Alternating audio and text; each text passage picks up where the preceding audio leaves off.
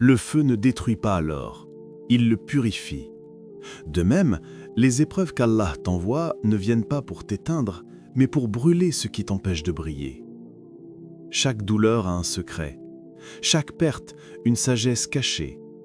Et si ce que tu vis aujourd'hui n'était pas une punition, mais la préparation silencieuse d'une bénédiction? Allah dit, en vérité, c'est dans le rappel d'Allah que les cœurs trouvent la quiétude. Sourate Ar-Ra'd 28. Ces mots ne sont pas une simple consolation, ils sont une clé qui ouvre la porte du repos intérieur à celui dont le monde s'effondre. Mais combien les récitent sans en goûter le sens? Combien de cœurs murmurent le nom d'Allah sans que la paix ne descende? Le rappel d'Allah, le zikr, n'est pas seulement une parole répétée sur les lèvres, c'est une présence dans le cœur, une lumière qui se rallume dans l'obscurité des épreuves. Lorsque tout autour de toi devient instable, le zikr est l'encre qui empêche ton âme de sombrer. Ibn Qayyim disait « Le zikr pour le cœur est ce que l'eau est pour le poisson. Que serait le poisson sans eau ?» Ainsi est l'homme sans le rappel d'Allah. Il suffoque dans le vacarme du monde. Tu cherches la paix dans les choses, mais la paix ne réside que dans le souvenir de celui qui donne les choses. Tu cherches l'apaisement dans la réussite, mais le succès sans Allah est un mirage. Il brille de loin et brûle de près. Les épreuves ne sont pas venues pour te briser. Elles sont venues te dépouiller de tout sauf Allah. Elles retirent les soutiens illusoires, les appuis fragiles, jusqu'à ce qu'il ne reste plus que la vérité nue, la ilaha illallah. Et c'est dans cette nudité spirituelle que naît la vraie sérénité. Quand tu ne t'appuies plus sur rien de ce qui tombe, tu t'appuies enfin sur celui qui ne tombe jamais. Et quiconque place sa confiance en Allah, il lui suffira. Sourate At-Talaq 3. Cette confiance, le tawakkul, n'est pas une simple espérance, c'est une certitude intime que tout ce qu'Allah fait, même quand cela blesse, conduit vers le bien.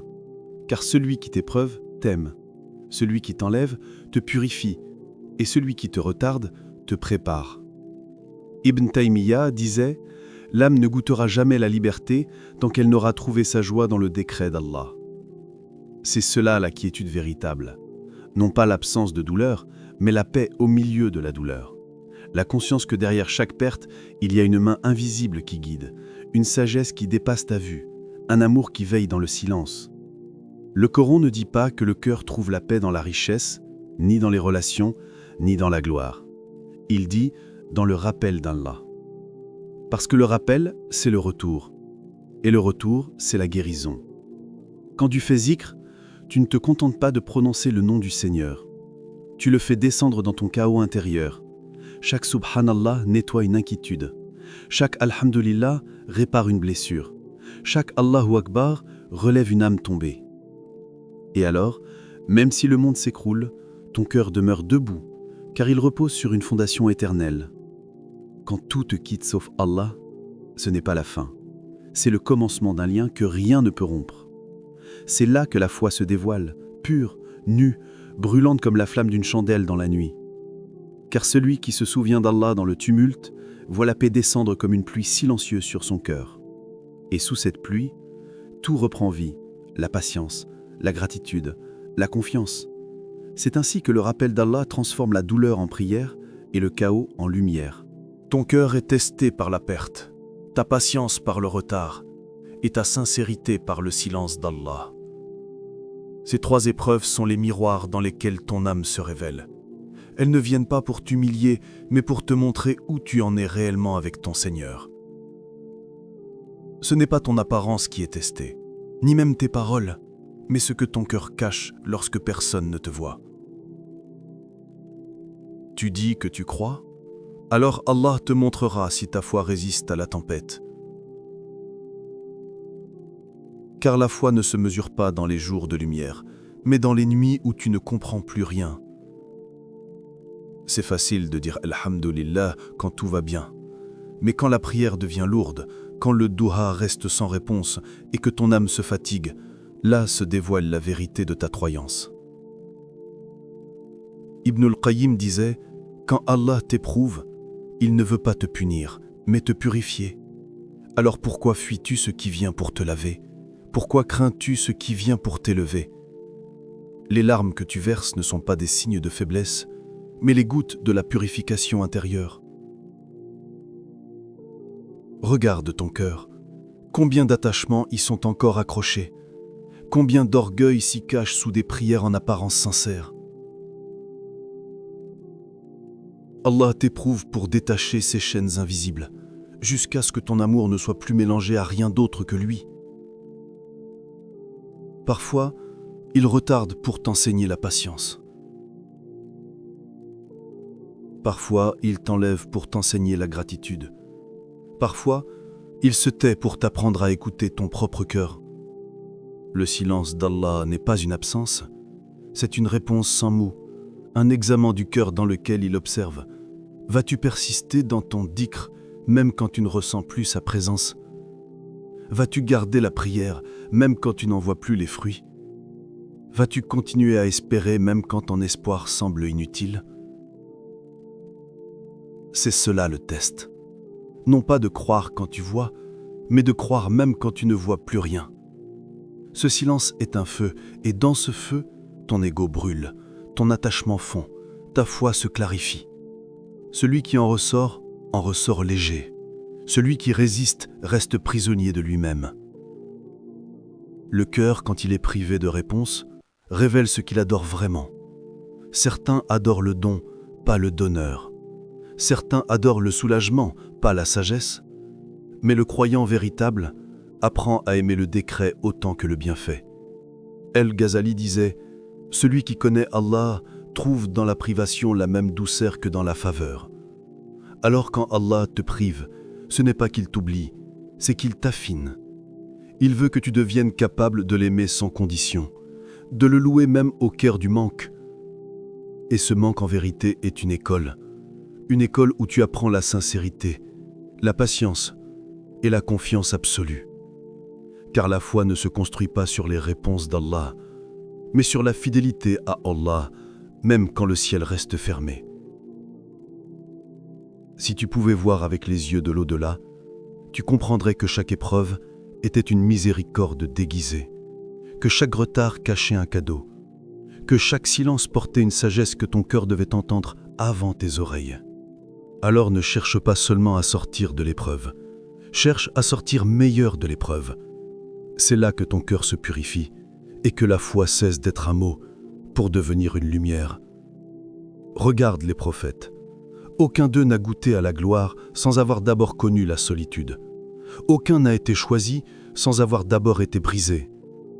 Youssouf alayhi salam fut trahi avant d'être élevé, jeté dans un puits par ses frères, vendu comme esclave, accusé injustement, enfermé dans l'ombre d'une prison. Mais dans chaque descente, Allah a préparé son ascension. Le puits n'était pas une fin, mais un passage. La trahison n'était pas une humiliation, mais une purification. Et c'est dans cette obscurité que Youssouf a pris la lumière du tawakkul. Quand tout le monde l'avait oublié, Allah, lui, ne l'oublia pas. Et le jour où les portes de la cellule s'ouvrirent, il ne sortait pas un homme brisé, mais un serviteur affermi. C'est dans la prison qu'il a trouvé la liberté intérieure et dans la perte qu'il a découvert la providence. Moussa alayhi salam fut rejeté avant d'être envoyé. Sauvé des eaux alors qu'un tyran exterminait les enfants, il grandit dans la maison même de celui qui voulait sa mort. Subhanallah, qui aurait pu prévoir un tel plan? Chassé de l'Égypte, exilé dans le désert, il pensait fuir le danger, mais en vérité il fuyait vers sa mission, car c'est dans le silence du désert que la voix d'Allah l'appela. Chaque solitude dans ta vie porte le même secret. Allah t'isole parfois pour te parler sans intermédiaire. C'est quand le monde se tait que la révélation se fait entendre. Et ce que Moussa pensait être un exil était en réalité un entraînement à la prophétie. Puis vint Muhammad, sallallahu alayhi wa sallam, le sceau des prophètes, le plus aimé, le plus éprouvé, blessé à Uhud, affamé à Taïf, persécuté à la Mecque. Son visage saignait, mais son cœur priait encore. Ô Allah, pardonne-leur, car ils ne savent pas. Son triomphe ne s'est pas bâti sur les armes, mais sur la patience, la clémence et le pardon. Et quand la Mecque fut conquise, il entra la tête inclinée, non pas comme un roi victorieux, mais comme un serviteur reconnaissant. Leur gloire n'est pas née du confort, mais de la soumission dans l'épreuve. Chaque prophète a appris à se maîtriser avant de diriger. Car comment guider les cœurs si le tien n'est pas dompté? Le prophète sallallahu alayhi wa sallam a dit « Le fort n'est pas celui qui terrasse les gens, mais celui qui se maîtrise lorsqu'il est en colère. » Sahih Bukhari et Muslim. Cette parole est la couronne des âmes disciplinées. Elle rappelle que la vraie puissance n'est pas dans la domination, mais dans la retenue. Les héros d'Allah ne sont pas ceux qui imposent, mais ceux qui supportent. Leur force ne vient pas de leurs bras, mais de la paix qu'ils conservent dans la tempête.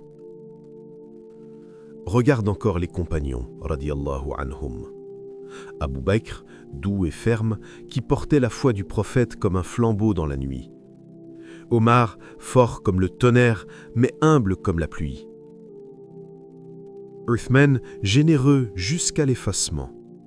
Ali, courageux jusqu'à la lumière du martyr. Chacun d'eux a porté son lot d'épreuves, mais jamais ils ne se sont plaints du décret, car ils savaient que la douleur est le prix de l'élévation. Ils avaient compris que l'honneur n'est pas dans le trône, mais dans la prosternation. Leur héritage ne réside pas seulement dans leur victoire, mais dans leur endurance, leur patience, leur constance. Ils sont les témoins vivants que la foi ne protège pas de la souffrance, elle la transforme. Et toi, lorsque tu es blessé, rejeté, oublié, rappelle-toi qu'avant toi, les meilleurs ont traversé ces mêmes chemins. L'épreuve n'est pas le signe qu'Allah t'a abandonné, mais la preuve qu'il te façonne. Celui qu'Allah prépare, il le fait passer par le feu, non pour le consumer, mais pour en faire un phare. Et c'est ainsi que les prophètes, les justes et les véridiques ont brillé dans la nuit de leur époque. Car la blessure est le lieu où la lumière entre dans le cœur. Et celui qui l'accepte devient à son tour un guide pour les autres. L'épreuve est un miroir. Elle ne vient pas pour te détruire, mais pour te révéler. Elle t'arrache les masques que la routine t'a fait porter et te renvoie le reflet nu de ton âme. Quand tu regardes ce miroir, ne détourne pas les yeux, car ce que tu y vois est la vérité de ton état devant Allah. Ce n'est pas l'épreuve qui te blesse, c'est ce qu'elle met en lumière en toi. Si tu vois la peur, purifie-toi par la prière, car la prière est l'abri du cœur tremblant.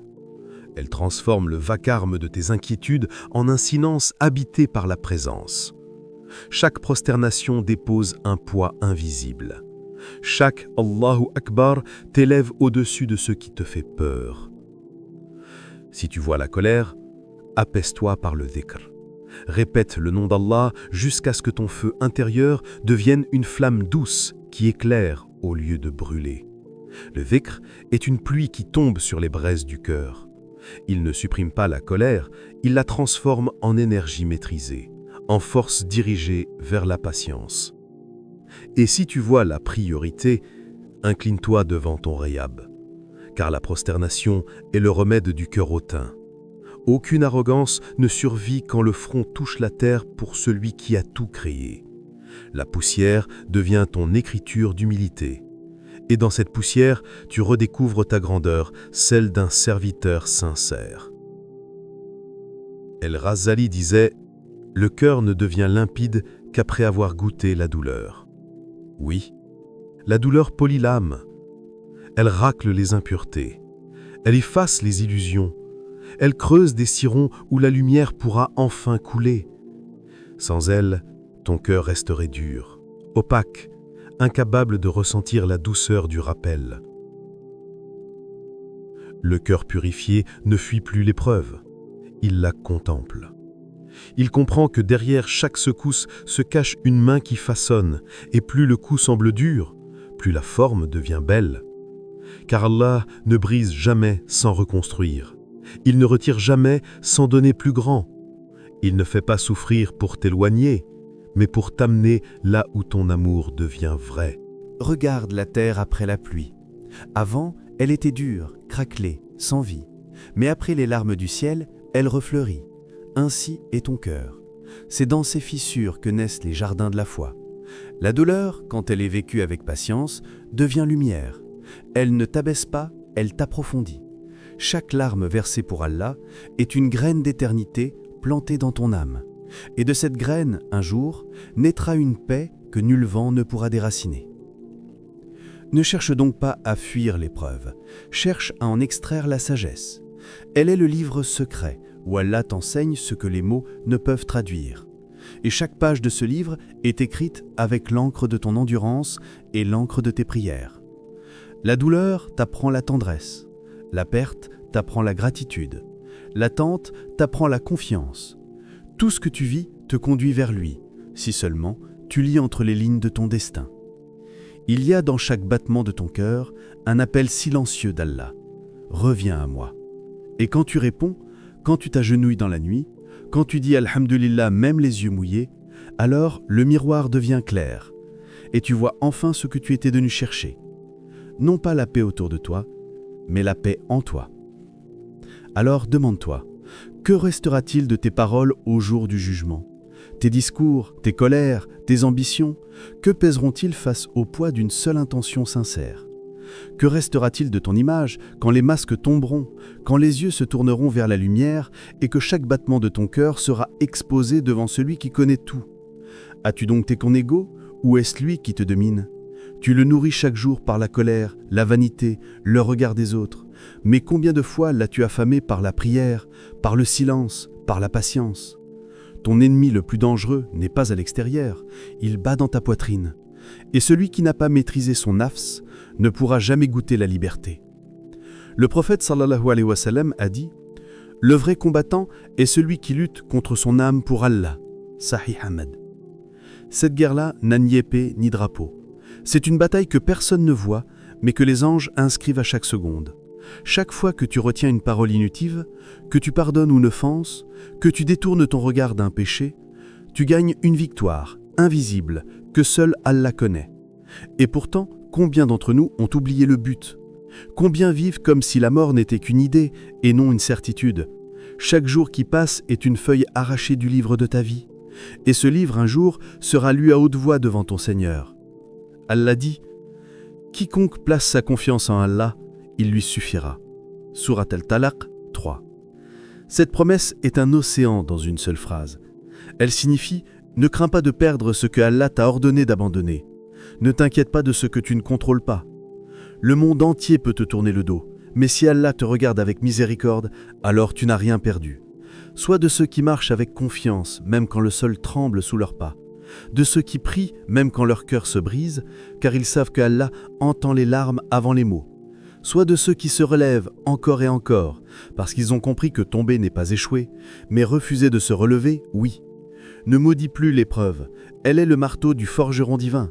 Elle frappe, elle plie, elle brûle, mais c'est pour donner à ton âme la forme que Allah a choisie. Chaque difficulté que tu traverses est un atelier secret où Allah travaille sur ton cœur. Et si tu savais ce qu'il prépare, tu remercierais même pour les coups que tu ne comprends pas. Ibn Qayyim disait « Si le croyant voyait le plan d'Allah pour lui, son cœur fondrait de gratitude. Remercie celui qui par l'épreuve forge ton âme comme le feu forge l'acier. Le feu ne détruit pas l'acier, il le purifie. Et toi, à chaque douleur, à chaque chute, tu deviens plus lucide, plus sincère, plus proche.